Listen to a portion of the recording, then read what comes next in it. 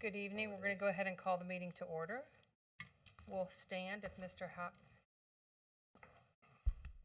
Tipton would lead us in the invocation. Good evening. I invite you to join with me if you're willing. Heavenly Father, we come before you this evening as a community, united in a fight against something we weren't even talking about just a few months ago. We are reminded during this time to be grateful for the good days and to be hopeful for the good days yet to come. Tonight we share our thoughts and prayers with those individuals and families that have lost loved ones or who have dealt with this deadly virus. We pray for our leaders, for our researchers who are working on vaccines and treatments. We give a special prayer for our healthcare workers and first responders, and we pray for their safety as they are demonstrating daily what heroism looks like. Father, many prayers are being said these days, and we ask for your mercy and love as you hear them. We know better days are ahead, but until then we pray for the resolve to see this through with caring and compassion for our neighbors as we do it together as one St. Lucie community. Amen. Amen. I pledge allegiance to the flag of the United States of America, to the republic for which it stands, one nation, God, indivisible, liberty and justice. Thank you. We're going to go ahead and open it up to public comment. Is there anybody here? We don't see anybody, but I believe, Madam Secretary, you did receive something email. Yes, ma'am. We received one email for public comment from Allison Galloway, and the board has received copies of the public comment. Madam Chair, I've received it. Thank you. I did also. As did I. Myself included. Okay. So we'll let the record reflect that. Seeing no one else, we'll close public comment. We'll come back to the board for the approval of the minutes from the 1, 2, 3, 4, 5 meetings dated on your agenda. Madam Chair, if I may ask, I don't know if anybody got the email at the last minute from the South Beach about a part of the minutes from an informal meeting. Was that addressed? Again, we're challenged with staff, and so I did not see that question, so I'm afraid I'm not. Okay, I'd be willing to make a motion to approve, except for the ones for the informal, because there was a question as to clarification in an email regarding the South Beach beach renourishment situation. Okay, now I know what you're talking about. I did respond to that letter this afternoon, and I think the minutes are fine. I think it was just trying to explain further the board's position or what staff is looking at, and so I think the minutes are fine, though. Okay, well, thank you. I just wanted to make sure that that was part of the record. With that, I'll make a motion to approve the minutes and under 5A, B, C, D, and E. Thank you. Second. All in favor? Aye. Anybody opposed? Thank you. We'll move on to proclamations. Madam Secretary? Whereas the board of... Yes. Okay. Madam Chair, if I could just, I didn't mean to be rude. I That's okay. apologize. In light of the fact there's no one here to answer any of these, can these just be made part of the consent agenda? I'm good with that. If the rest of the board is okay with that, I'm totally fine with that. Because normally when we read them, someone's here to accept the proclamation. Otherwise, they normally go on the consent. Right. So, What's the rest of the board feel? I just remember that, as the resolutions are created, that they're sent off to them in a nice package that see them for their folks. So, okay. I'm fine with that also. okay, so because we do just we're just going to add it up under the consent agenda for the proclamations, Dan. So when we approve the consent agenda? That's okay. fine. Thank you. So, Madam Chair, do I understand that you do not want me to read them? We're just going to vote on them? Right, correct. We're going to pass them on. Thank you. Number 7, presentations. Mr. Tipton.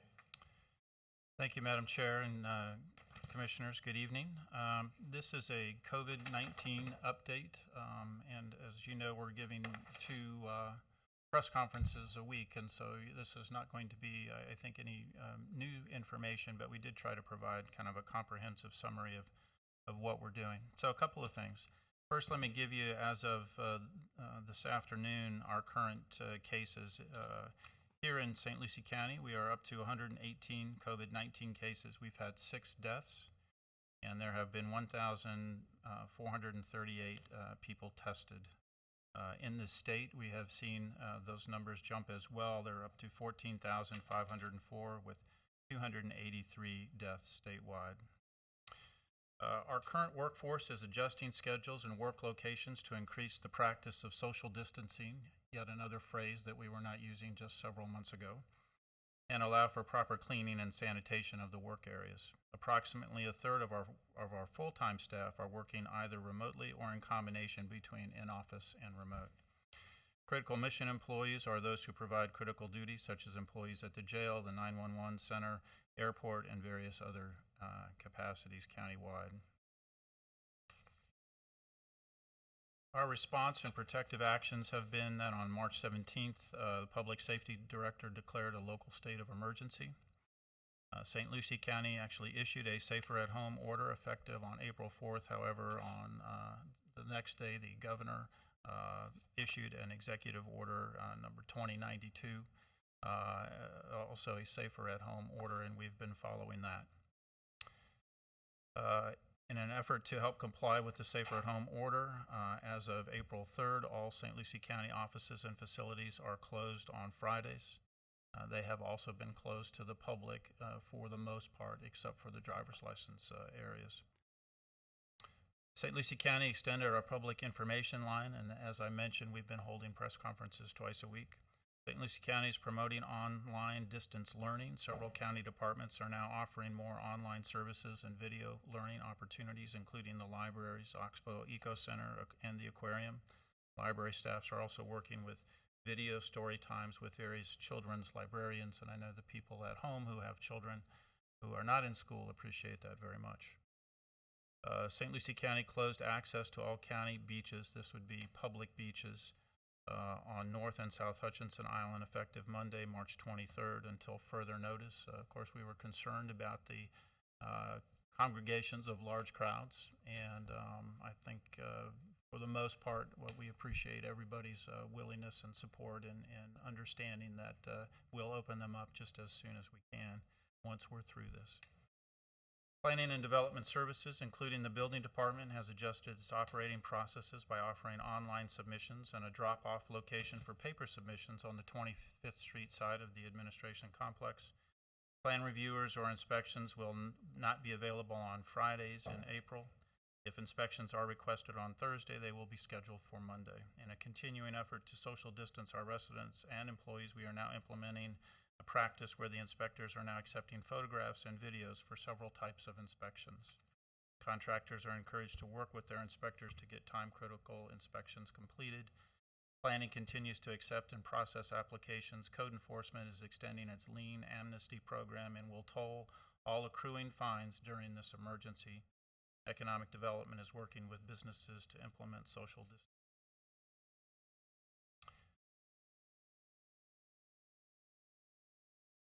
We have provided meals through the Boys and Girls Club to supplement what the St. Lucie County Public Schools was providing. The Boys and Girls Club is passing out 1,200 meals a day, and I know a number of you have been involved with that, so thank you for your support. That's being done at 4 locations in St. Lucie County.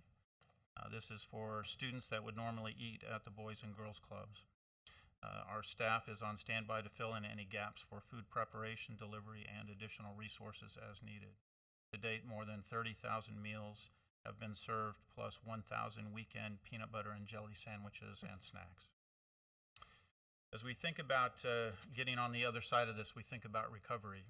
And so, as you understand, stakeholder calls, so all of the different agencies that we would be working with, are being held constantly, maintaining the open lines of communications. Our section chiefs in our Emergency Operations Center, we have 4 different sections that are implemented and that are providing the leadership.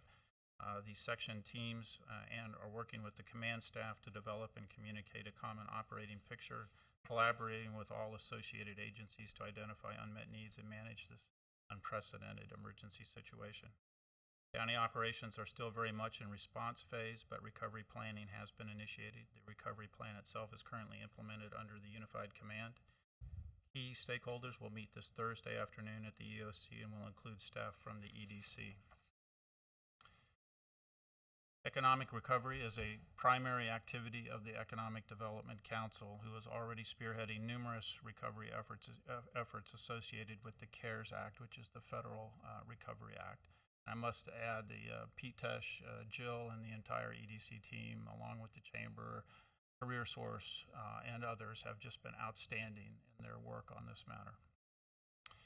County staff will work closely with the EDC on stand-up of the Business Recovery Center. The recovery phase and the economic recovery efforts will be discussed at this Thursday meeting, as I mentioned.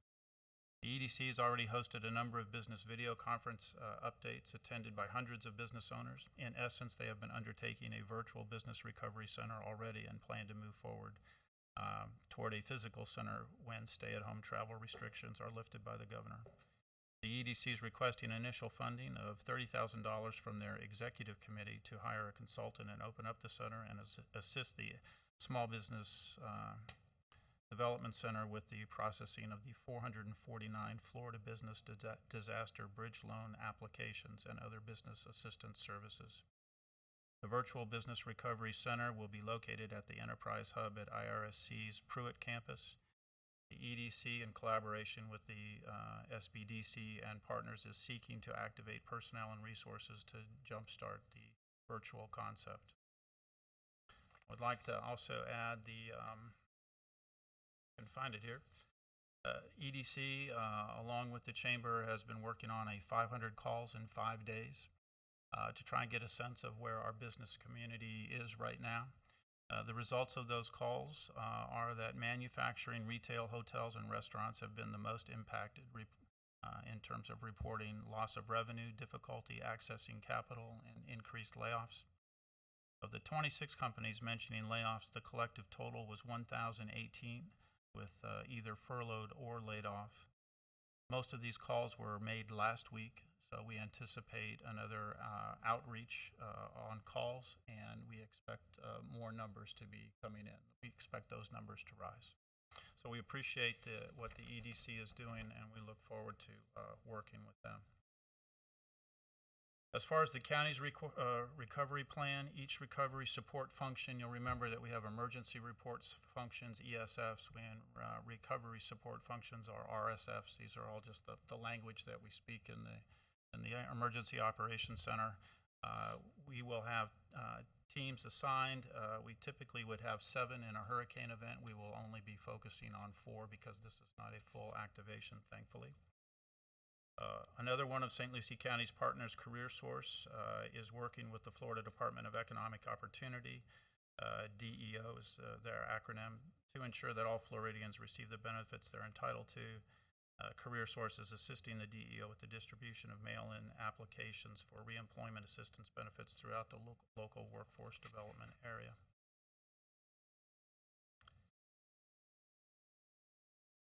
With that, I would just share that this is our 4th activation of the Emergency Operations Center in the past 5 years. As I mentioned, this current activation is under the Unified Command, so we have Ron Parrish, who is our Incident Commander, Public Safety Director. The other incident commander under this Unified Command is Clint Sperber, who's the administrator of the Health Department for St. Lucie County. I would tell you that the emergency operations team has, I think, performed in an exemplary manner. These first couple of weeks were incredibly stressful for everybody in the community, but I think especially so for this group who were trying to figure out how to plan for and anticipate certain needs. I do think we've hit a bit of a rhythm now, and so our collective stress levels are slightly lower, and I hope the communities are as well. One of the things I would share is that the messaging throughout this remains the same. There is not a treatment or a vaccine for this disease, and so the best thing we can do is maintain a high degree of personal hygiene, which we hope continues forever. And also social distancing, which we hope we can get past here shortly, because I think we are feeling distant from each other, and it's a strange feeling. It's hard to feel like you're a community when you feel like you're so far apart. But it really is important, and we do all of this so that we can flatten the curve. And you've heard a number of governors, you've heard the president our governor talk about flattening the curve, and that's what we're trying to do. And the good news is that right now our hospitalizations are relatively low for this particular disease, and we have capacity in our hospitals. So that's the good news. We watch it every day. And I just want to give, again, a great deal of support to our hospital partners and our healthcare workers. They have managed our resources. They have rearranged any number of things. And to create the capacity that they have for our community is truly outstanding. And we're blessed to have great leaders and great healthcare workers in our Madam Chair, with that concludes my update on COVID-19. Thank you. The only other thing I want to add to that is I've had people make comments that we are sending the message that you just sent, but then we're sending a mixed message because we're saying, but go out in your boat. And so I think that it's important for those that are questioning that to understand that the message is clear. You know, we want you to stay isolated. We want you to stay away from others. We want you to stay home as much as possible. But if you have a boat and you want to take your children for a boat ride because you're getting cabin fever, it's okay to go to the boat ramp and go out on the boat with just your immediate family and have a boat ride or go fishing. I don't know why they're confusing that, because I don't think that we're really sending a mixed message. I think it's that people are saying stay home. They want that to literally be taking to stay home. And we do want to encourage that. We just want you to understand that we also want you to be able to go out and love on your families. And if you have a boat, the waterways are open. Is there any other board member that would like to say anything at this time before we move on? Madam Chair, I just remind that the FWC has provisions as to 50-foot distances between boats and so on, and no rafting up and all of that. I think that's important to continue to remind. What I understand is from the sheriff and those who were on the water that the public was very good about maintaining those distances and maintaining social distancing. So we're proud of our community. We're grateful for their cooperation. And again, we'll get through this together. No, I agree. Everybody has really, whenever we started implementing those things, we had discussions about closing the boat ramps, and that was the one thing that we decided not to do. And so as long as everybody listened and they took notice, and I felt that the people that were in the boating community, they would police it themselves. And Mr. Tipton and I had that conversation as well. I think some of the other commissioners did. So everybody is listening. Everybody's policing the stuff for us. I don't think that the sheriff has really had that many things to go break up. I think they've stayed out of the cove. I think they've stayed off the islands. And so I think that they're listening. We're doing a really good job. I think that's why our hospital beds are still available and we're in the position we're in, because everybody is listening. So thank you to everybody that is doing that. So at this time, because we have went over this, I want to jump over consent agenda for a minute. And if the board's okay with it, I'd like to go to item 10A10. And let's have this conversation, because I think this is going to help us a lot with the rest of the agenda, and it's something that we need to discuss. And after we decide on what we're going to do with the moving forward with the meetings, then we'll come back to the consent agenda. But I think this is the right time to go ahead and have this discussion, and I think Mr. McIntyre is going to lead us in this. Yes, thank you, Madam Chair, and that's exactly right. The discussion we're going to have is going to relate to our meeting schedule going forward, so it could impact items 8F on the consent agenda, 9A1 on the public hearing, and 9B5, and there perhaps are others, but those are specific items. I also appreciate the board's willingness to discuss this. This is a dynamic topic in terms of how to handle this. And as I think Mr. Tipton would agree, it changes every day. When we prepared this agenda item a couple weeks ago to meet the deadlines, things were different than they are now. The governor has issued a stay-at-home order. We issued a stay-at-home order. That expires, I believe, April 30th. So it's changed how staff is viewing this. And so we've come up with some recommendations for the board to consider. These are staff recommendations. They are policy questions. I've discussed this with administration, and I believe we're jointly presenting this for board discussion. And again, I don't know that there's a right or wrong answer to this, but I want to put this out there for board consideration. we're suggesting that you cancel your April meetings, and that would not just be the board meetings, but any other advisory meetings, because the governor's issued a stay-at-home order that's effective through April 30th. And I think we need to lead by example, and it seems appropriate to do that. You might want to consider the impact on your May 5th meeting. You have a May 19th meeting. Those are things the board could discuss in terms of how your approach to that. For future meetings, and whenever that is, whatever you decide, we're suggesting that we go totally virtual on that we, until the state of emergency is lifted, and hopefully that will be sooner rather than later, but until that's done, we're suggesting we do virtual, which will minimize public contact with the board, staff. You can appear virtually. Other communities are doing that. We think we have the technology to do it. In that regard, we're asking you that you go ahead and direct county IT staff to research and implement the protocols for virtual meetings and test those, so that make sure that the technology that they suggest works. We're suggesting that there be no quasi-judicial hearings until June. And let me talk about that for a second and explain what that is. Quasi-judicial hearings are a special type of hearing. They're like rezonings, like a conditional use, where you have a single property owner. You usually have a property owner, and then there's the public, the neighbors, and anybody. And we listen to both sides, and we make a decision. It's difficult to handle those remotely, because there's special procedural considerations. You have a right to require that the witnesses be sworn. You also have a right to cross-examine. That hardly ever happens, to be honest, in St. Lucie, just because of the type of community we are, but it is a right that people have, and it's difficult to do that remotely. Not impossible, but we need to develop the protocols for that. And so we're suggesting that you not have any of those kinds of hearings until at least June 2nd, and then only if the technology can accommodate those rights. And we would obviously come back and fully brief you and have a plan and a test to do that. We're suggesting when we meet remotely that we clearly need to provide for public access and public comments on all the agenda items. We're suggesting we do that by email and by phone. Some of our technology, we have to be cognizant that not everybody has a computer. Some people just have phones, so we're looking at a phone line that people can listen in and make comments on without having to have internet access.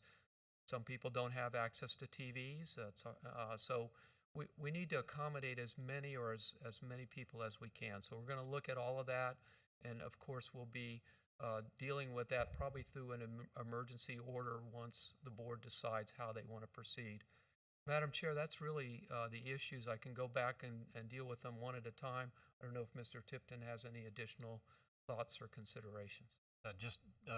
Madam Chair and Commissioners, I certainly concur with Mr. McIntyre. I think what this board has always tried to achieve is complete transparency. I think that's why we're having this conversation today in the public, and that the easy part is just to remote everybody in. That's the easy part. If you want the participation of the public and others from all over, then that's where we get into the challenges. And so we would look for this time that we have to go ahead and implement a solution that would accommodate everything, so that we can continue with the business of the county. But pushing out some of these hearings, especially the quasi-judicial, into June, I think is the right call.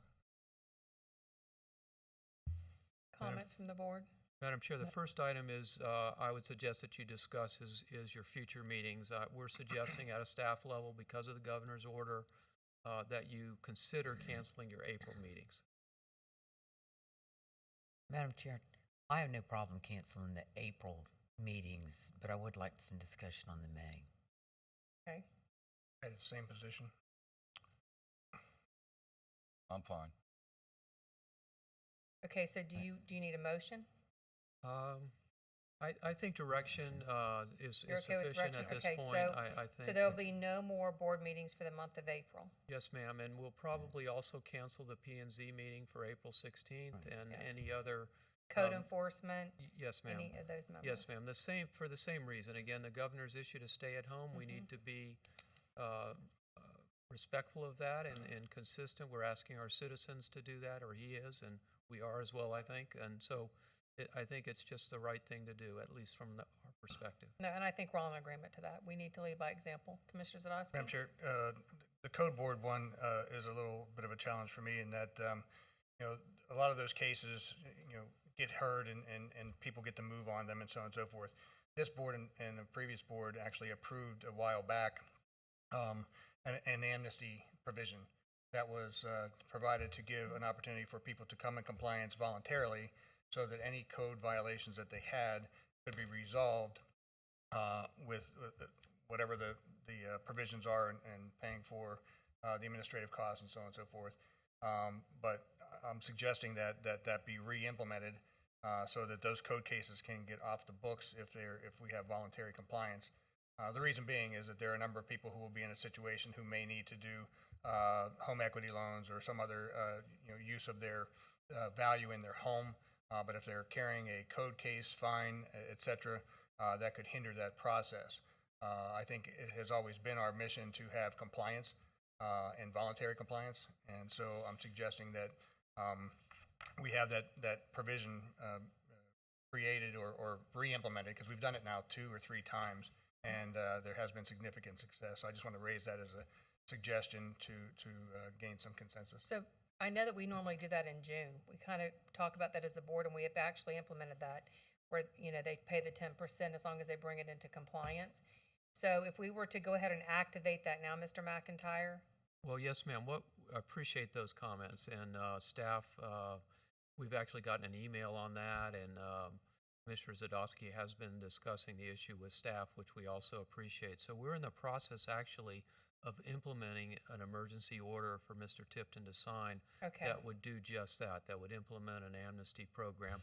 Ultimately, that would come back to the board for ratification. We have a number of orders. Every order that more or less that we issue, that County Administrator Tipton signs, we're intending to bring back to the board for ratification. But because of the emergency, the fact that perhaps we're not meeting, we need to go ahead sooner rather than later. So we have drafted such an order, and we're reviewing it right now, and we would bring that back. If the board would give us just general direction that you're okay with us proceeding in that direction, that's how we'll. Is the board okay with doing that? Madam Chair, I only have one question. Would that go along with the governor's order? When that governor's order is lifted, then we will lift it also? Well, that's the stay-at-home order. Our order has been superseded by the governor's I order, I understand. think. This is a little different than that. We're under a state of emergency, and those are extended in 7-day increments pursuant to state law. So during that state of emergency, Mr. Tipton has the ability to issue emergency orders on most everything, not rezonings and things like that, and he's done so. But what my intention is to bring those orders back to the board, as I have tonight, for formal discussion and ratification on a regular agenda. So you'll have the opportunity, if there's something in those orders that you have questions about or concerns or disagreements, then we'll present those to you for your review and hopefully approval, but discussion. And Madam Chair, I just want to make it clear that, the code cases still need to come in compliance. I'm not being easy on those issues. The fact is that those challenges exist. We're giving everybody an opportunity to get into compliance, and we're trying to do our part. And we did see significant success in seeing properties come into compliance. So that's the hope. But assuredly, if code issues come up, they will still be taken seriously. They still will be processed and so on. Notice of violation, all those things will still exist. But our goal here, I believe, is to get compliance and to give folks an opportunity to get these things done so that they can actually use their properties. Well, and I think we do this, we've been doing this for a couple of years. So to try to encourage people to bring Commissioner Mitchell, what we've done is, usually in June, we have brought this forward and said, if you bring your property into compliance and you have code enforcement come out and it's in compliance, you can settle the case. So a lot of these cases have the maximum $5,000. So what we've done is if they brought it into compliance, we've waived the fees. They've paid 10%, and then it went away. So it was kind of an encouraging thing to let residents that had financial hardships or whatever to be able to bring it into compliance. And so for right now, because we understand that people are, they're laid off, they're being furloughed or whatever, it falls right in line with that it's an opportunity for them, since they have a little bit of downtime, to maybe take the time to fix the codes that they have done, bring them into compliance, and then to, at the same time, if you're there, to go back to the 10%, it'll help them out at this time too. So this is something we've done for the last couple of years. Understood, and thank you for clarifying. Yeah, it's a great program that we've implemented. So Great. thank you, And Commissioner. it really Slosky. only would apply to properties that have abated. So Right. the violation Correct. has already been fixed. So that's a and- threshold. And also, I want to say, while we're on code enforcement, I'm going to take an opportunity to bring this up. At one of our meetings, there was a question asked about how much is owed in code enforcement fines. Okay, we're not going to get into that right now, but I think it's important to just state on the record that we do not go in and foreclose on homes that have code violations.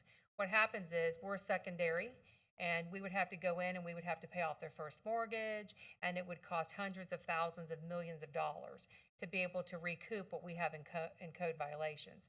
So we're not in the business of taking people's houses and going in and foreclosing on them. And that's why kind of we've implemented these programs to try to let people bring stuff into compliance and to help them out financially a little bit. So that was a good opportunity for me to just explain that as well too. Commissioner Hutchinson, did you have something? No, no. Okay, no, no. Commissioner Madam Ross? Chair, so just to get the semantics on this, will you have to have a code board meeting where people are going to have to come in? No. How will, I'm sorry, I either missed it or, It will be implemented by staff through emergency order, and then it'll be ratified by the code, I assume by the code board at a subsequent date. But what we're trying to do, I think Commissioner Zadowski's point is that there's some folks out there where their property's abated, they've done the right thing, they're perhaps looking to sell the property or whatever, they've got this lien out there. We have historically, as been pointed out, granted amnesty because we're really looking for compliance. We're not into this to make money off of it. So this would allow those property owners to go forward and consistent with our prior programs that we've implemented before. The protocols are essentially the same. But I think Commissioner Bartz, I think what she's asking is, so I call on you and code enforcement goes out there tomorrow and you have a code violation. And then you get issued your letter and we're still in the state of an emergency. Moving 30 days, where normally you would be coming to a code meeting, is that going to happen? Are we still going to have the code meeting 30 days from now? No, we're not going to do that. We're going to not have those meetings right now till we get out of the state of emergency. And then if they've not brought it into compliance, they'll come forward to that meeting. Well, we're not having the code board in April. Does that help Which you? is why I wanted to bring it up now, because those would be the cases during the month of April That that wouldn't will- be heard. So no, that's not. just trying to do a little cleanup, that's all. So So went a what's little your- further than I thought it was going to go. Yes, no, that's okay. Do you have another question? Nope. Commissioner Barnes? Okay. I'll get it clarified after for what I. Okay, so do you have direction, Mr. McIntyre, what we need to do and where we're going? On that. I know do we've on talked the- about a lot. On the This is- April meetings, yeah. I do. Are you talking about the code issue or? Correct. Yes.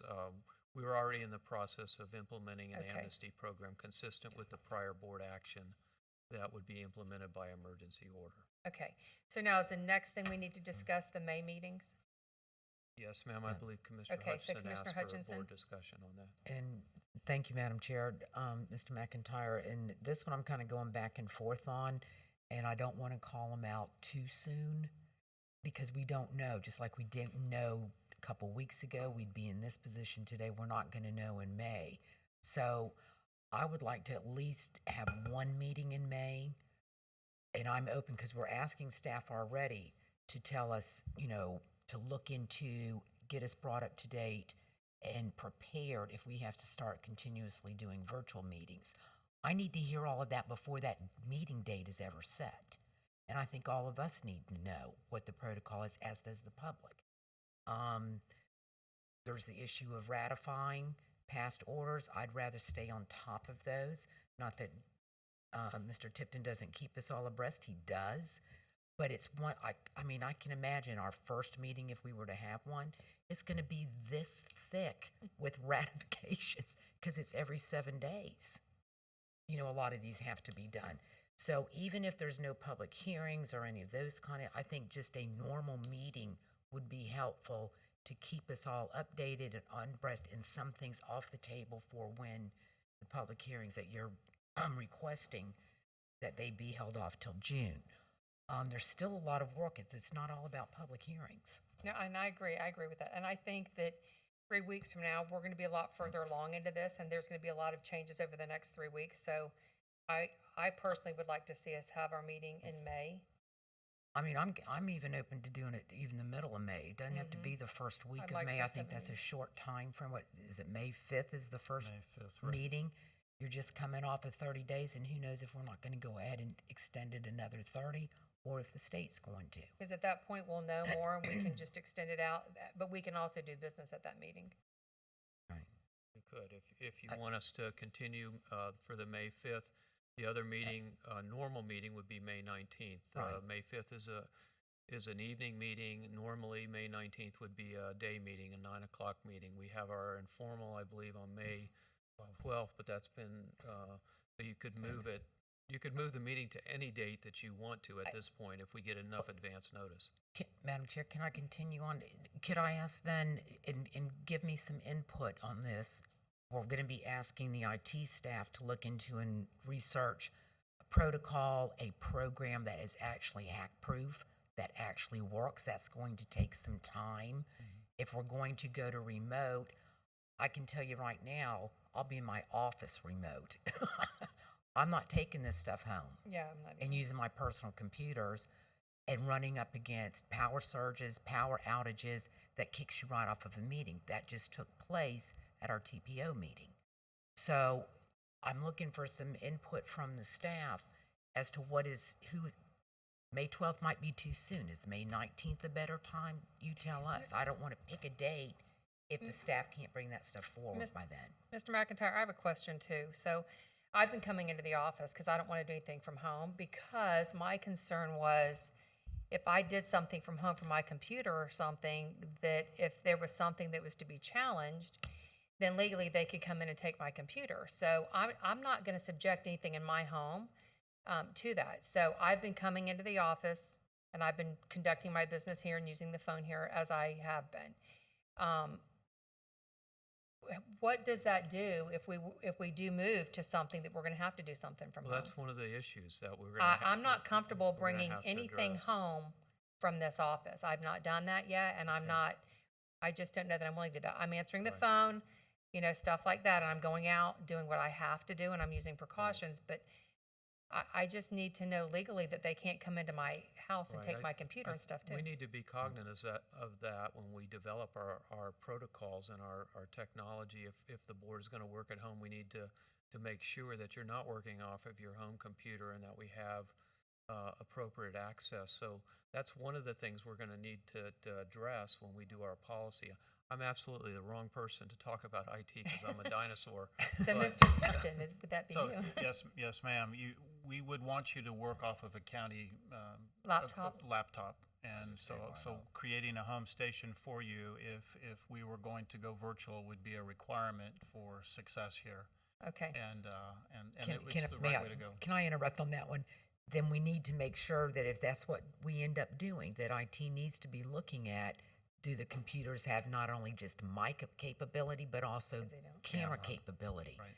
Because that was an issue. I was having to run the computer the other day and work off my phone for the Right. same Yeah. meeting. You It was too? crazy. Right, a lot of Because our they're not monitors, equipped for right, a it. lot of our monitors currently don't Yeah. have camera capabilities. And So I didn't even virtually do it. I just called in and just did it through my phone. I wasn't going to do both. We Madam do, Chair. but I would say, Madam Chair and Commissioners, we do have Gino Buto, who's our CIO, and he is here. We don't, I think he wouldn't put us over capacity if you wanted him to speak to this subject. But we are. Today doesn't have to be it, because I mean, these are just questions that have been coming through, I think, all of our minds on how the setup's going to be. on it, and the security part of it. And I mean, we're all reading the news and everything else on. Everybody says use Zoom, and Zoom's crashing and now shutting down, and it's getting hacked right and left. The schools are running into issues. I'd rather the staff take the time and find out what is the best one. But I don't want to put off the business of the county I don't either. before getting there. So, I mean, So, Gino, we're looking really at trying to figure out a date when we think we're going to be ready with a solution that will have been tested and that we can go forward with. We're looking at likely May 12th or May 19th. Okay, this is on. I don't have to touch anything. It's for the next person. Actually, all the questions that you've had are the questions that we've been asking ourselves for a few months. Interestingly enough, before all of the manure hit the ventilator here, we had Danny Rutherford in facilities and Doug Baber and HR have been pushing us to try to really reduce the footprint of our real estate here and work smarter in those ways. So in that respect, we've got a head start here on some of those, including the policies for working from home and the technology as well. We've evaluated a number of products, and as recent you mentioned Zoom. Last night was a family member's birthday. My 85-year-old mom was Zoomed in with the rest of us there. So it's a good product. It works for those applications, but I wouldn't recommend it for business. We've evaluated a number of other products that do work in that environment. So because of those reasons, I feel more comfortable committing to sometime in May, maybe not the first week in May, but certainly by the second week in May. And the reason we need the extra time is not so much because of what we can control. Under these circumstances, a lot of the experts that we would need, whether it's Microsoft or Cisco, they are working at a skeleton capacity right now. So I don't want to overextend their resources for our time frame. But I do feel very comfortable that by the middle of May, we can certainly have you working, whether it's in your office, at home. And Commissioner Townsend, a good point about technology at home. What we've been doing so far is, and this is through multiple discussions with Howard and legal, we don't allow people to use their own computers at home. Part of the reason is because, yes, the content then becomes, subject to public records, but also because it doesn't have the security built into it that could jeopardize our own infrastructure here when you're getting back into it. So for all those plus other reasons, we would provide the technology, whether it's at your house or at, wherever you would want to do this, we would provide that and facilitate it that way. So, Madam Chair and Commissioners, we would target then a May 12th date for our next meeting. That would be our target. Okay, and Gino, do you have enough of the laptops and stuff for everybody that would be involved in this to be able to take home? I will say yes, we will have it available by then. Yes, we've ordered some already, and with the backlog, it's taken longer, but they are trickling in. Madam Chair, I would just simply ask, just go to the 19th, and then gives us plenty of time. And the other is I would ask that 19th be a night meeting, because there are those who do work in this challenging time. We want to make sure that they have ability to actually participate in some manner. The other would be, let me ask the question to Mr. McIntyre. Should we choose or need to do a special meeting, that can be done with 48 hours of notice and the paper and all those types of things. So we could do that to maybe take care of any of the orders and or maybe even consent agenda items that are not of great interest to the public. That's exactly right. The board still retains the flexibility to hold special meetings with notice. So if we need to, and we have, say, we get up on the remote quicker than we think, and there's some real need to do it, we certainly could do that. We're just trying to plan out so we can start letting people know that sort of thing, and start, again, from a staff perspective, we have some targets here that we know we have to achieve certain things. I've certainly reached out to find my COVID-19 manual. Haven't gotten it in the mail yet, so So for the meeting on the 19th, just so from a planning perspective, what we would do is provide a kind of a normal agenda minus anything that might be quasi judicial, because I think that solution may take just a little bit more time, and to be safe, we would then be pushing that out to the first meeting in June. Okay, so my question there is, I know that the first meeting of the month is a night meeting, which we would want that to happen. But my question to the board is, we're going to have the one meeting in May, but then and I know this is changing daily, and we could all be back working Right. wonderfully in 3 weeks, 2 weeks. We don't know. We're still in the unknown. But for the June meeting, if we have it, we go back to the regular schedule of the first meeting in June. Should we talk about that right now and say that maybe we should just go to the one meeting in June? Or we're just going to go forward now and assume that we're going to be back and operating our first meeting in June as normal? I think that's what we're suggesting at this point in time. Okay. That could change, as we've said.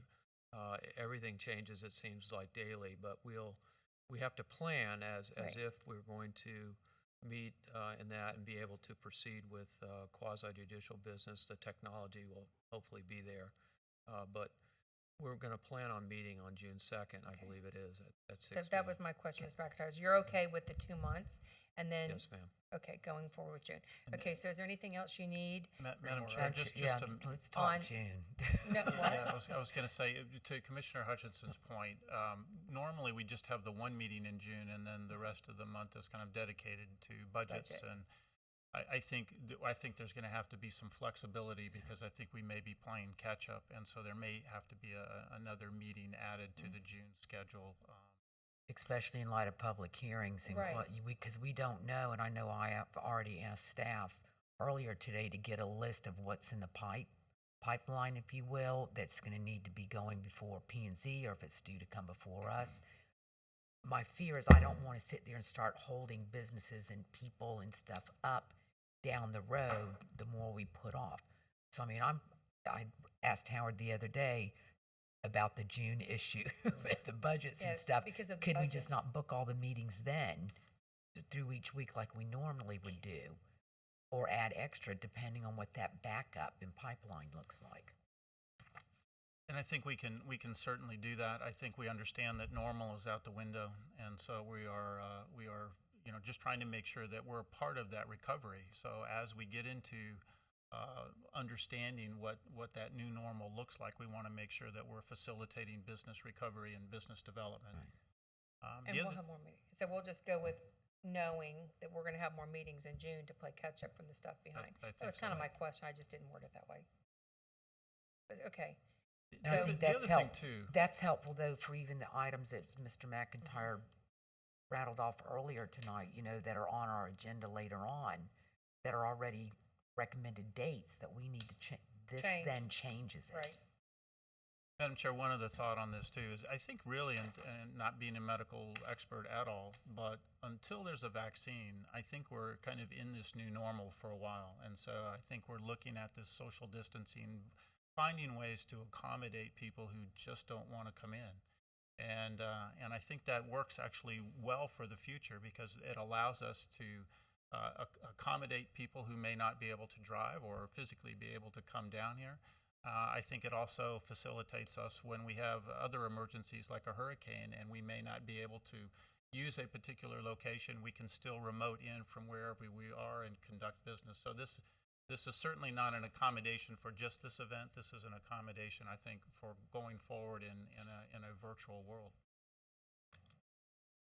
Madam Chair, I think we've got sufficient direction, but if I could just summarize to make sure that the board is okay. Have 2 or 3 more. I got a couple things I want to Didn't you have a couple more questions? Well, let's go through those and see where well, we are. Mr. McIntyre, Commissioner Mitchell had a question. Oh, I I'm believe. I just wanted to ask a couple questions. Okay, go First ahead. and foremost, I appreciate all the work. You guys are working hard. Most computers today, PCs, if they're 3 or 4 years old, they do have cameras in them now. That's the way they're made. And if we don't have them in our offices, I certainly suggest that we look into that, Gino. for the benefit of all of us and our aides, because I agree with with Commissioner Hutchinson that if we're going to have a meeting and it has to be virtual, I will be in my office. I have access to all my paperwork, all my files. I don't want to do that at home. The laptop that I was given a year and a half ago, I gave back to the county because they're in dire need of it right now. But I just want to make sure that we have a plan, whether we don't meet in May or we don't meet in April, that we're looking forward on the IT part of it, because this, like you said, it may be the new normal. And you know what? We're talking about Zoom, and I had a pension meeting the other day, and we did it on Zoom. But we had to add in passwords and all these other things that some other companies didn't do. And I'm not saying which company I prefer, but I want you to look into that because we don't know. That's the big question. We don't know what the future is going to bring. Are we going to be at our peak at the end of April, or is it going to be sometime in May? We don't know. So I want to prepare for the worst and take what we get with a smile, and that's why I wanted to ask those questions. Thank you, Madam Chair. Do you want to sum it up, Mr. McIntyre? Yeah, so I'd summarize, and then we can certainly, if that's not adequate, we can talk about. But we're going to cancel the April 21st meeting and any other meetings in April that are scheduled, advisory or other types of meetings. We're going to hold one meeting in May. That would be on May the 19th at 6 o'clock. Is that right? And we'll be that meeting and future meetings will be virtual until the state of emergency is lifted. You have directed county IT staff to research and implement appropriate protocols for those meetings to be discussed presumably at that May 19th meeting, perhaps implemented before that, but discussed so the board can be brought up to date. We're proposing that no quasi-judicial meetings be held until at least June the 2nd, and then only if we can accommodate those through appropriate IT protocols that protect everybody's due process rights. We are going to be providing remote access to these virtual meetings by phone or email. There will be, most of our meetings are televised. Not all meetings are. So we'll have a separate procedure for those non-televised meetings. We'll be looking to see about whether we can do real-time access the day of the meeting, but right now we're looking at cutting off that access prior to the meeting, but we'll be talking to the board about that. You might want to talk about that now, but we can wait if you want. Madam Chair, that's really where I'm at from a summary standpoint. If there's other issues the board wants to talk about, we can. Mr. McIntyre just brought up a good point. Is there going to be an end? I mean, I'd rather let staff know now than wait, since we're not meeting that often. So, I mean, I'd rather just go ahead and discuss it now. No, I'm good with that. Go ahead. So the cutoff time is if we're trying to manage the input from the public, it's difficult to do real time, at least with where we are today.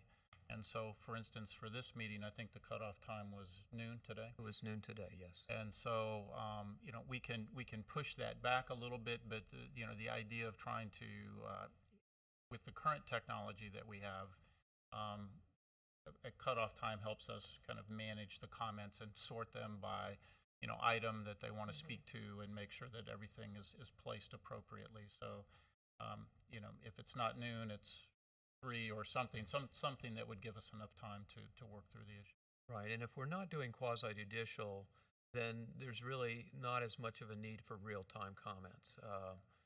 Usually people come in, we have our public comment in advance. They know what the agenda is. They can comment on that item or any other item. Public hearings, if we're doing legislative, are printed in advance, so people know that. It's the quasi-judicial that comes up that's tougher to manage because you can't really anticipate everything that folks are going to say, and so that's why we've got to look into that from a technology standpoint to see how we can make that work. But so we're planning on just doing remote access with a cutoff date. That's the plan at this point. That's fine with me. Okay. Madam Chair, that really completes our presentation. We appreciate the board's consideration. We really think this is the right thing. It's your meetings, and rather than have staff implement this without board direction, we thought it was appropriate to bring it to you. And so we'll proceed with your direction, and then we'll bring it back to you, obviously, on the 19th for your consideration. We'll talk about where we are and the things that we've learned, and of course, you'll have the same opportunities as well. We appreciate it. That will impact item AF on your consent agenda, which I know is the next item on your agenda. That is a planning and development services item. It's requesting permission to advertise to allow cargo containers. It was as proposed going to Planning and Zoning Commission on April 16th. I would just suggest that the date be deleted, and then we'll schedule it at the appropriate time when we're ready. That would be perhaps in May, perhaps in June. It depends on where we are technologically wise. And but if we could just delete the date, and then it would be, unless you have other changes, approval of the consent agenda as amended for that item. And what item is that? It's 8F, 8F1. 8F. Yes. Okay, so we're changing the date on that. We're We're just leaving it deleting blank. Right, we're leaving that blank. Right. But I thought there was another one on here that, Well, there's some on the They're on public the- hearings when we right. get to that. Okay, but that Yes, was ma'am. only one on the consent? As far as I could tell. Yes, ma'am.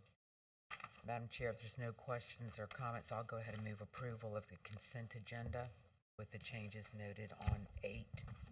Before we F1. do that, Commissioner Hutchinson, I would like to pull 8C1, just for some clarification. Mr. Tipton, do you want to explain this? Because I know that there's been some concerns and questions, and it's a wonderful thing, and it's a pass-through, and we understand this, but I think that for the knowledge and transparency of the community, there needs to be a little bit more of an explanation. Is that about the boat ramps? No, this No. is about the Daycare. grant from the private foundation that we got for the first responders and Okay. the library, the various people that are helping. Mr. Tipton, would you like to explain that, please? Thank you, Madam Chair. So 8C1,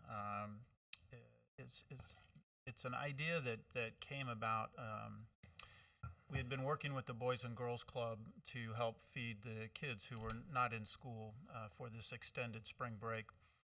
And when we started to think about essential public services, we started to think about water and wastewater treatment plant operators and garbage truck drivers. And we started to think that and talking to Waste Pro, if they started to lose their drivers, we may go from twice a week pickup to once a week pickup to maybe every 2 weeks. And so we started going, well, that's not going to work. And so we started to think then about healthcare workers and others. And so Mr. Baber, our HR director, put together a proposal working with Will Armistead at the Boys and Girls Club. And basically what happened was they found that they had centers that were not being utilized that could be staffed with people who were not working or getting paid. And they were already trained and certified to be daycare providers. And so watching all of the social distancing requirements, we put together a program with the Boys and Girls Club and offered it to basically public service sector functions, employees. And so that would be, like I said, healthcare providers, it was first responders, it was water, wastewater treatment plant operators, garbage truck drivers, those folks that are going to be considered critical to our community. As we did that, Commissioner Sadowski actually introduced us to a foundation. And the foundation had millions of dollars that they were looking to inject as part of the recovery for this COVID-19 response. And so we were able to get a $100,000 grant, which should supply more than 10 weeks of funding for this program. And so real opportunity. We just happened to have the program together. It fit exactly what they were looking to do. And so we're fortunate for that. And that's the Mortgage Family Foundation. And it's done in partnership with the Community Foundation of Martin and St. Lucie County. Part of the benefit of using the Community Foundation is that we want to try to leverage that $100,000 and see if we can turn that into $200,000 or more. And so that effort is underway, trying to find additional donors. So there's no taxpayer dollars that are being used for this. It is going to be a reimbursement from this foundation for these services, for these public sector types of functions. And so that's the nature of the program, and we appreciate the collaboration. And actually, it's been something that's been picked up around the state and being discussed in other counties, that collaboration, as well as in Georgia. And so it's been a neat model to kind of see come to fruition. We've got about 70 kids that are registered. The overall census changes day to day. The other thing too that's available, if we get enough demand, that it's also a 24-hour daycare facility. And so if we think about healthcare workers working the night shift or other first responders and folks that are out there and may not be able to find daycare, so it's an opportunity for that to be provided as well. Thank you. Madam Chair, if I could just chime in, a little shout out to Courtney, who helped with that from, that works with Nicole. Right, Courtney Calderon. Yes. There was a It was lot a of team people effort. that weren't, it was a team effort, and it's a good thing, and it's helping the community, and it's a private foundation paying for it, so it's no tax dollars and no stuff. grants or anything like that too. So it's all a wonderful thing. Thank you. I just know that there were some questions about that, so I appreciate you explaining it. Commissioner Hutchinson, with your motion, is there a second on the consent agenda? Is all in favor? Aye. Aye. Anybody opposed? Thank Madam you. Chair, just for clarification, that With the included ones- the proclamations were moved Correct. to the consent agenda, and it was as amended to delete the date. Yes. Correct. So we'll go to public hearings. Mr. McIntyre, this Ye- is, Yes, Madam Chair, this is item A1. It's a public hearing to abandon a portion of Whitewater Dairy Road. I'll be handling this. Normally, Ms. Riley would be property acquisition manager. She is here in case the board has any questions. Not in the room, I don't believe, but she's here. But she's recommending that we continue this. In view of the board's discussion, this item would be, instead of May 5th, as we're proposing June 2nd at 6 p.m. to continue this to June 2nd. okay, and also Commissioner Hutchinson, Madam Chair, I'll be abstaining from this I knew particular you were going to vote. say that, so thank you. Okay, so is there any questions before I open up to public? I was just going to ask that, has there been any public comment come in? Okay, so I'm going to open up to public comment. There's nobody here. Has there been anybody that has inquired or sent anything in on this? Seeing none, we're going to close the public comment. We're going to come back. Is there a motion to move this to June 2nd? Second. All in favor? Aye. Anybody opposed? Thank you. Mr. McIntyre? Thank you, Madam Chair. The next items are planning and development services items. There are 3 quasi-judicial hearings, a conditional use permit, all from 7-Eleven. And then there's also a legislative item, item 4 that's related. It's a text amendment, so it's a legislative issue. We received late today a letter from the applicant's attorney, which we very much appreciate. They recognize the dilemma that the board's in, that everybody's in here, and they suggested that they would like to continue this to June the 2nd. So staff is fully in support of that. We're recommending that items 1, 2, 3, and 4 be continued to Tuesday, June 2nd at 6 p.m. You would need to handle each item Right. individually, as you did the last item. Right, I figured that. Okay, so item B1, the conditional use, allowing the car wash to be located. We're going to open it up for public comment. Seeing none, we're going to close, come back to the board. Is there a motion to approve? So moved. Is there a second? Second for a quick discussion. I did receive some emails from an individual who had comments. Were those just made part of the record? Because I just want to make sure that individual knows that although she's not here, those comments were collected by staff. They are part of the record in the planning department and will be. Yes, they are part of the record. I believe they were distributed to We all the received board. them. But we'll be discussing those issues on June the 2nd on that particular one and all the others as well. I just know that when we've had situations where we have extended or moved a meeting, that if somebody wanted to say something and they weren't here, or were going to be here on such a date, we've always entertained that. Absolutely, and we will as well again. They've submitted comments. They have the right to submit additional comments prior to June the 2nd. Thank you. Okay, so there's a first and a second. All in favor? Aye. Anybody opposed? Thank you. We'll go to the next item. We're gonna open it up for public comment. Seeing none, we'll close it. We'll come back to the board. Is there a motion? Recommending you continue Right. to June 2nd. Is there a motion? So moved. Second. All in favor? Aye. Anybody opposed? We'll come back to the board. We'll go to the next item. It's the same thing, Mr. McIntyre, moving it forward to June 2nd. Yes, this is also a conditional use permit. If we're on item 3, we're recommending you continue this to June 2nd at 6 p.m. or soon thereafter. We'll open it up to public comment. Seeing nobody, we'll close it. And again, I'll just ask the secretary as well as Mr. Tipton, is there any other letter besides the ones that were received? No, Just the ma'am. one, okay. Is there a motion? Move approval. Second. All in favor? Aye. Anybody opposed? Item 4, the text amendment. Yes, this is a legislative hearing. It's actually the second hearing. It's an adoption hearing, but because it is a public hearing, and it's tied to the others, they're requesting a continuance also to June the 2nd at 6 p.m. Staff recommends the continuance. Motion to approve. Open public I comment. I have to open the public comment first. I'm sorry. That's okay.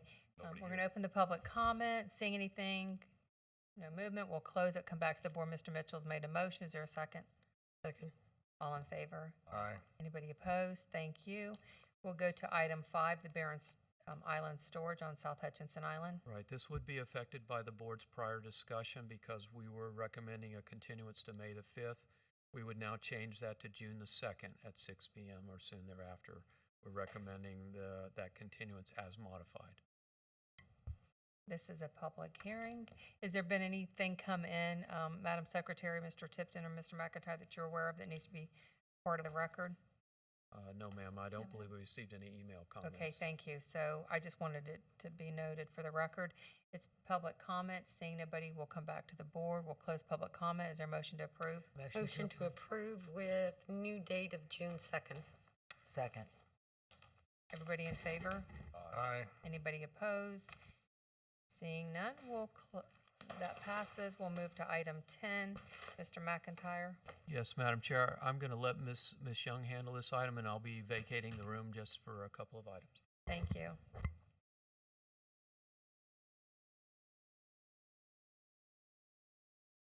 Item relates to the temporary animal shelter out in the Airport Industrial Park. This is a proposed First Amendment to the existing interlocal agreement with the City of Fort Pierce. It would extend the term of the interlocal till July 1st, and that date ties into the next item, but we're asking for approval of the First Amendment at this time. And I will let you know that City of Fort Pierce did approve this last night at their meeting. Is there any questions, comments? What's that, like 90 days? Approximately, yes. Go ahead. Madam Chair, move approval. Is there a Second. second? Second. All in favor? Aye. Aye. Anybody opposed? Thank you. Item 2, Heather? This is also an interlocal agreement with the City of Fort Pierce. This relates to the Savannah Road Animal Shelter, which is owned by the city. As directed at your March 10th informal meeting, staff continued negotiations with the city staff to develop an interlocal agreement for the renovation of that shelter. This provides for basically a 3-phase project. The first one to be renovation of the existing C building, the CAP building, and possibly the installation of a temporary office, although that may not be necessary. The second phase will relate to the rest of the facility and renovation of those buildings. And then the third phase relates to the finalization of those plans for renovation and also the issuance of an RFP by the city to select a third party to operate the shelter. And I will say, based on our discussions, those 3 phases can be occurring simultaneously. Under the interlocal agreement, each party would contribute up to $250,000 for the renovation, and that would include in-kind services and materials as well as monetary purchases. once we move into July 1st is the date for the issuance of the RFP. It was envisioned that it might be done sooner. I don't know if that's still the case with everything that's happening. But after that date, we would have all the animals transferred into the existing facility, and city staff would work with the county as available to operate the shelter, or the county would have the option of entering into a third-party agreement for a temporary operation. So we'll have to make that decision at that time. The agreement does provide for a 20-year term, subject to a 10-year renewal. Any party could terminate it upon 2 years' notice. And if the city terminated it during the initial term, they would reimburse the county for its expenditures on a pro rata basis. And again, the city did approve this interlocal last night as well. Staff is recommending approval. So I do have a question. Yes, ma'am? Not necessarily for you, but I think it's more for the board and for Mr. Tipton.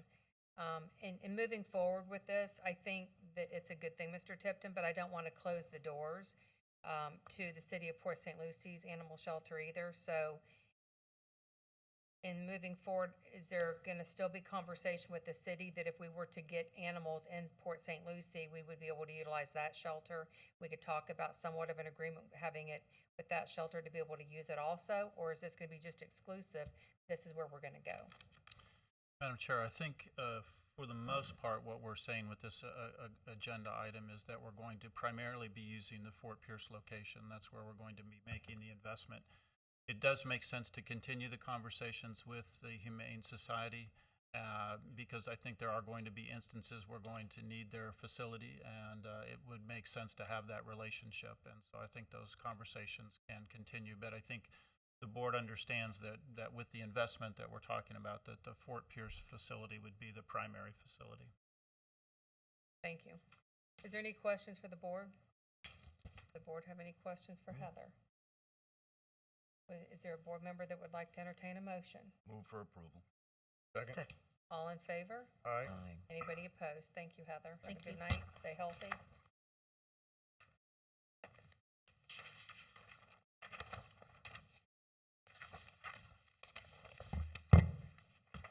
Mr. McIntyre?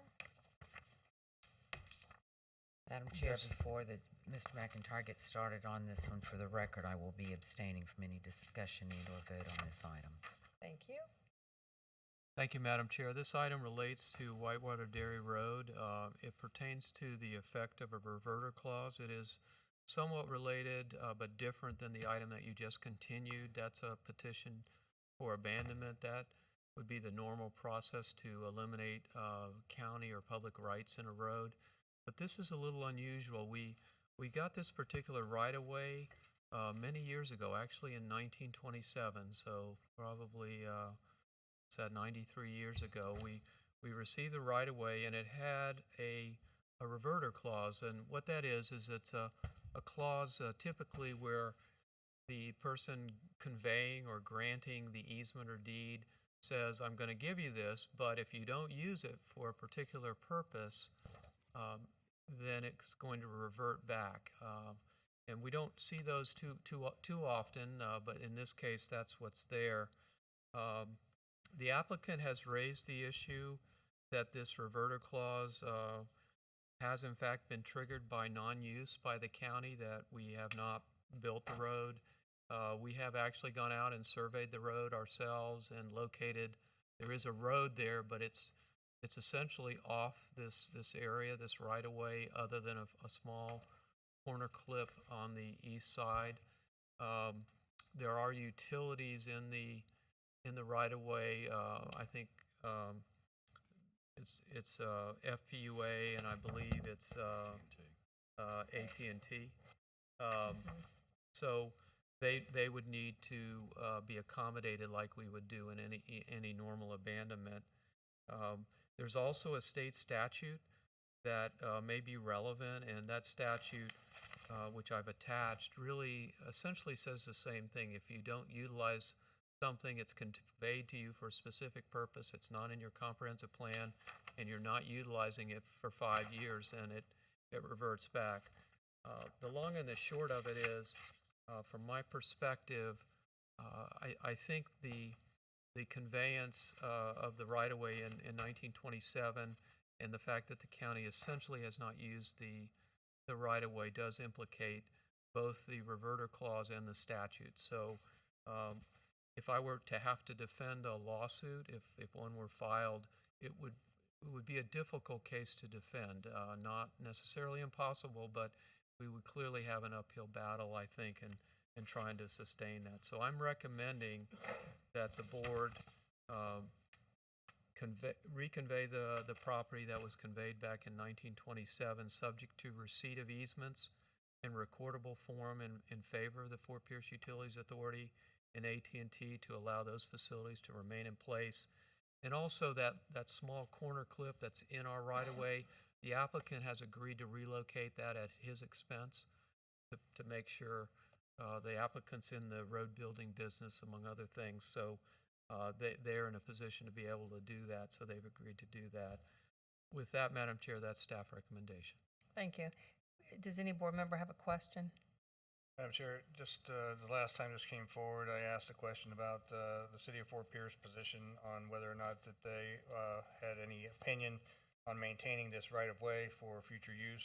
It's my understanding that Fort Pierce has annexed each and every property around this, so I'd like to have that being placed on the record. So. Yes, sir, that's exactly right. You did and indeed ask that. We did ask the city in the context of abandonment.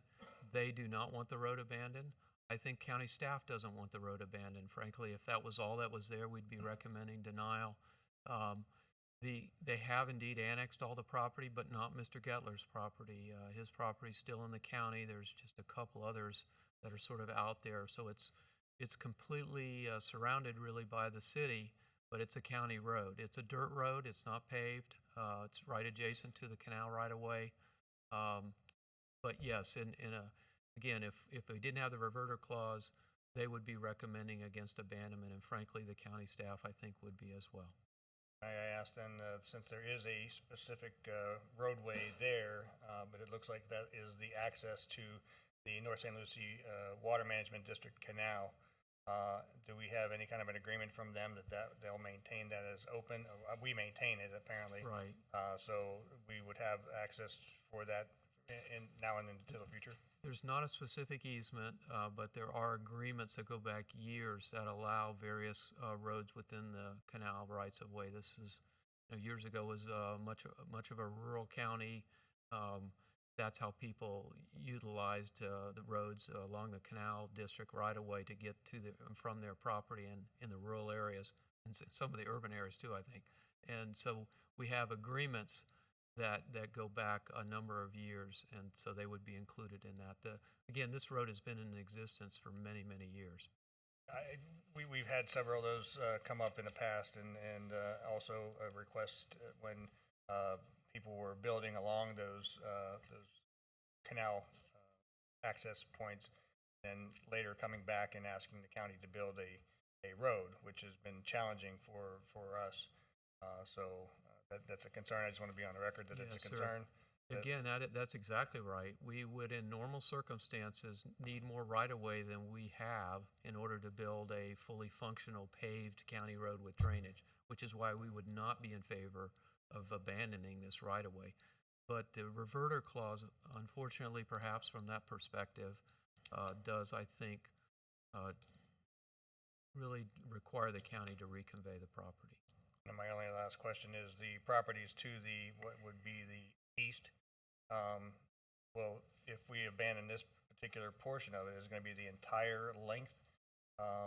Because there are properties to the east that I don't know what their position has been. A couple people spoke at one of the previous meetings. They could ask the course for abandonment. We haven't looked at whether the right-of-way that we got is either platted or it has a reverter clause, but we would have to look at that. If they wanted to abandon it, I think, again, to be consistent, we would say no. We don't really want it abandoned. If it has a reverter clause like this one does, we'd have to be consistent and say yes. Thank you, Madam Chair. Those are all my questions. Thank you. Any other questions?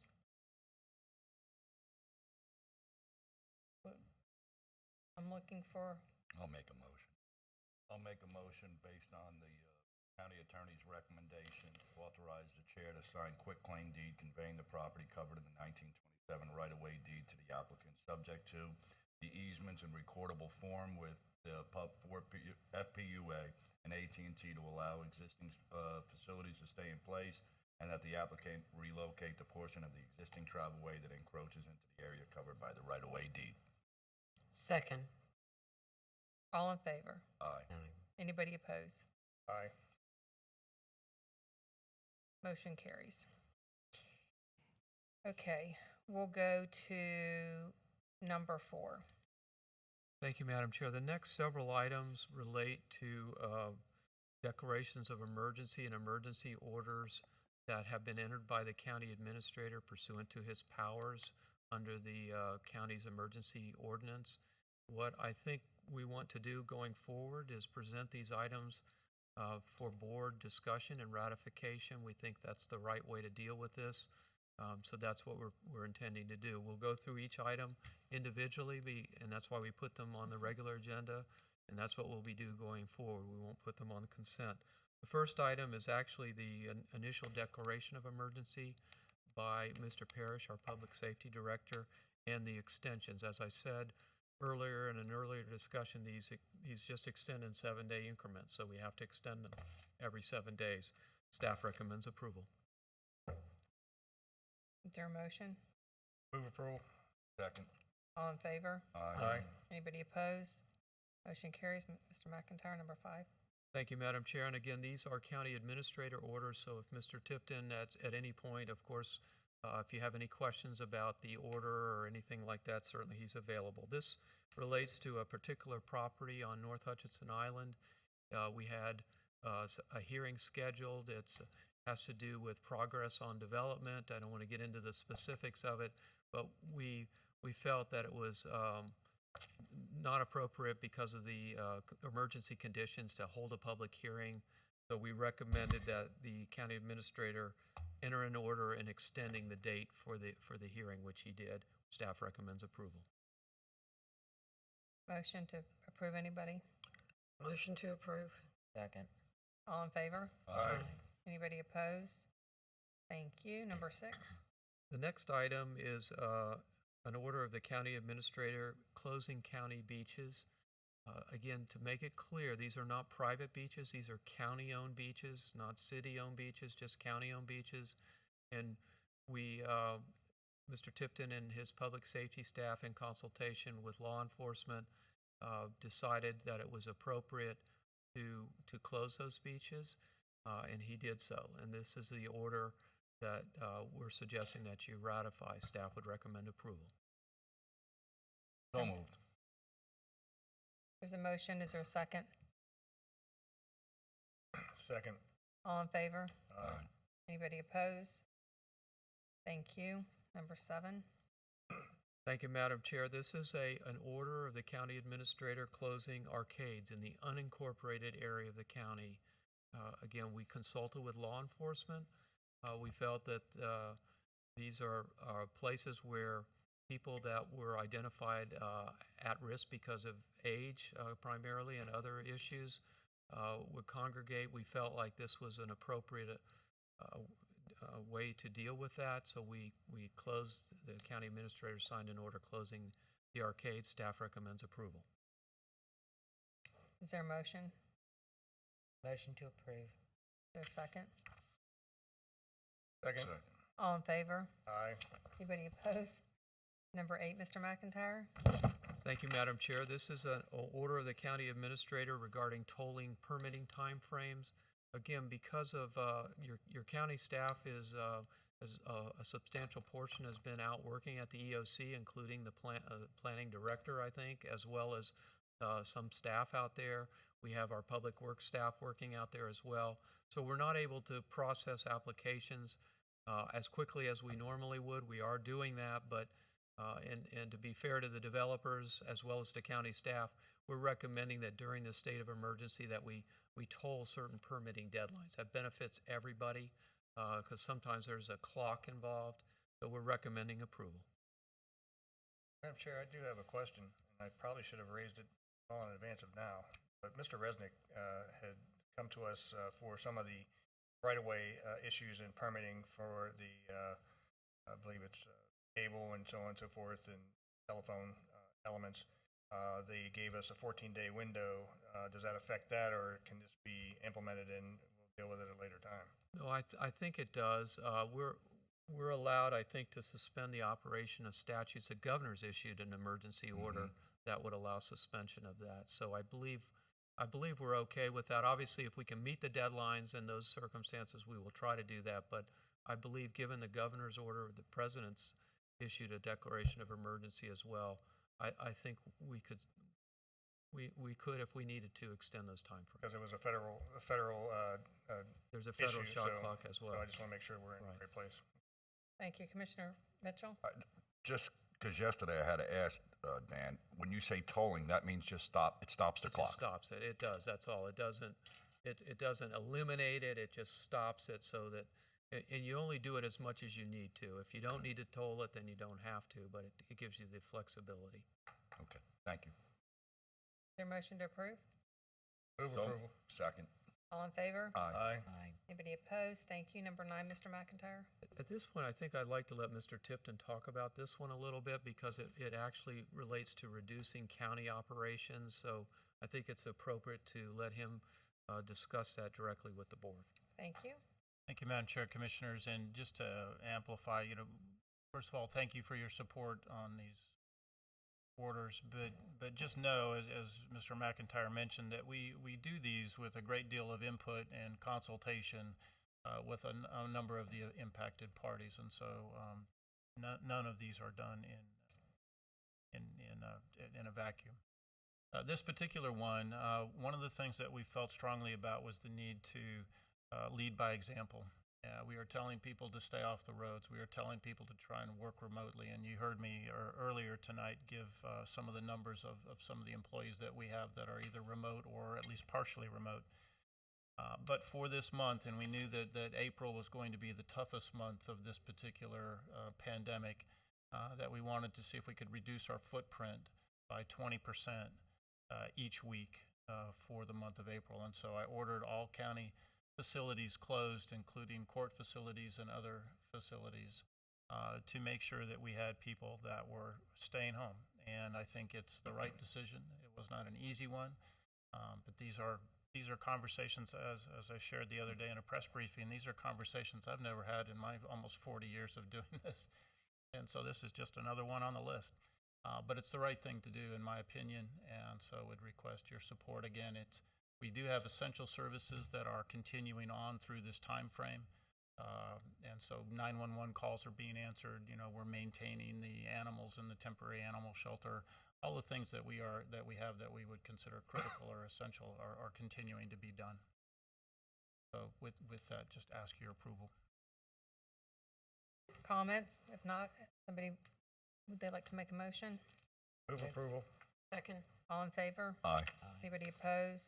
Number 10, we've already done. We'll move to number 11. Right. Madam Chair, this item relates to the county's deferred compensation plan. We have a deferred compensation committee. Our finance director or CFO is really our contact person with the firm that runs this for us. It's called TIAA. They run a lot of these around the country. They're a national corporation, and they have requested that she make a designation that would allow, really, because of the emergency conditions, would allow distributions to employees that are participating that would normally be allowed up to $100,000 of a loan, or distributions for traditional accounts that wouldn't normally be eligible.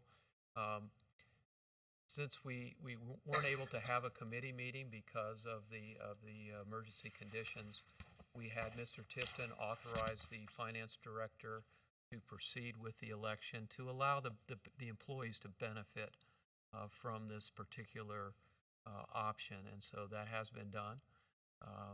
Mr. Tipton may want to comment more, but staff recommends approval.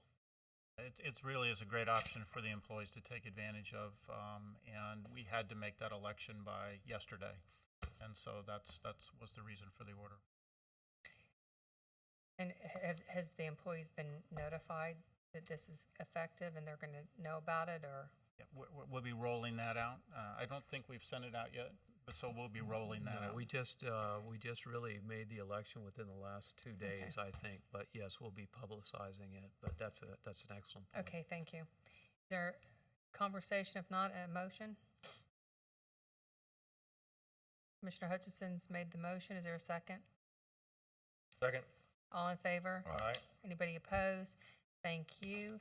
That takes us into announcements. Mr. Tipton, would you like to close us out?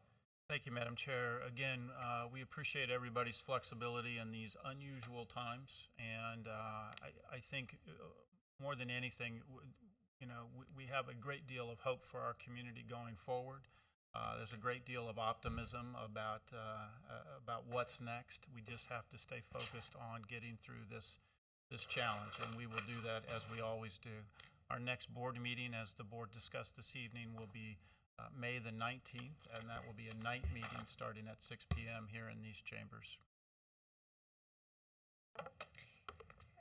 Is there a board member that would like to say anything? I would just like to close out by saying that I'm really proud of all of us working together. I'm really proud of the residents, and I think that we have done a great job, and our numbers have continued to stay low. Our hospital beds are available, and so just keep doing what we're doing, and we're going to get over this, and we're going to get it through all together. So thank you, everybody. Is there another board member comment? I just want to recognize again, we did in the previous item, but the Mortgage Family Foundation, their support of our effort to keep first responders, frontline employees necessary, essentially, to keep our county running.